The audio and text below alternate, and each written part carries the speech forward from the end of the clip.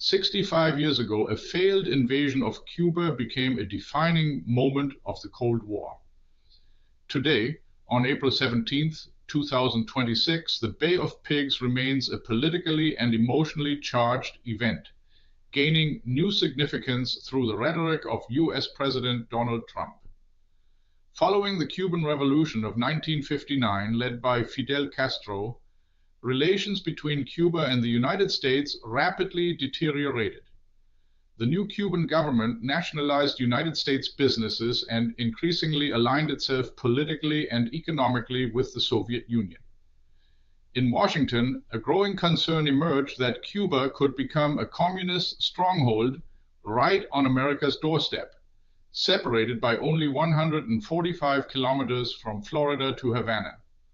Already under President Dwight D. Eisenhower, the Central Intelligence Agency developed plans to overthrow the Castro regime. During this tumultuous period, many young Cubans left their homeland for the United States, hoping to organize resistance and eventually a change in government. Among them were Rafael Gutierrez, now 83, and Carlos Acosta, now 82. Both were willing to die for their homeland, they recount, as a communist Cuba was simply unthinkable for them. They received rudimentary training from the Central Intelligence Agency in Guatemala and Nicaragua, the only countries, Acosta says, that condone such preparations for an overthrow. On April 17, 1961, approximately 1,400 Cuban exiles known as Brigade 2506 landed on the southern coast of Cuba in the Bahia de Cochinos, or Bay of Pigs.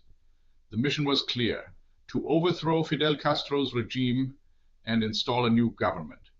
Yet the operation collapsed within days, a military, strategic, and political failure. Several factors contributed to the fiasco. The United States initially promised, but ultimately absent, air support. An underestimation of the Cuban military's strength and the loyalty toward Castro, which led to the failure of an expected popular uprising. Poor planning and a lack of secrecy also played critical roles. For the United States, under President John F. Kennedy, the operation became a foreign policy disaster. Cuban forces quickly repelled the attack. More than 1,200 invaders were captured, and many lost their lives. Among the prisoners were Carlos Acosta and Rafael Gutierrez. We thought we could change something, Carlos reflects, but we were not prepared for what came. This failure significantly strengthened Castro's position. Cuba declared itself a socialist state and drew closer to the Soviet Union. 1 year later, these developments culminated in the Cuban Missile Crisis.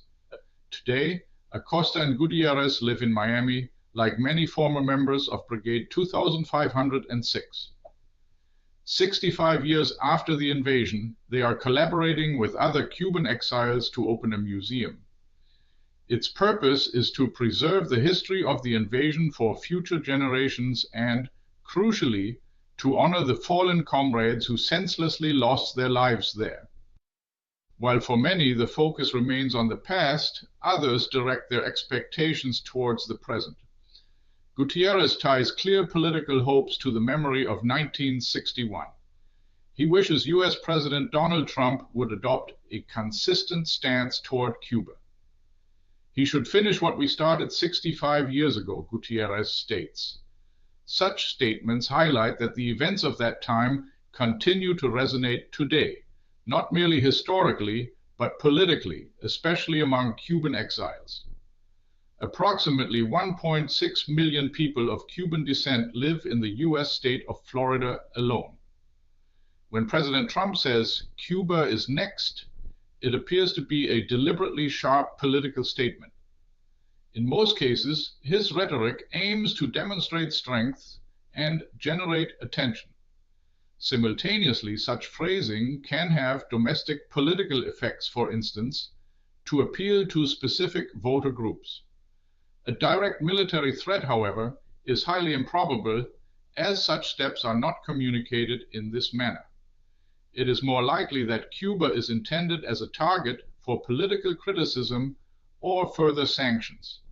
Overall, much suggests that this is strategic rhetoric rather than a concrete plan. Yet, the relationship between the United States and Cuba remains tense.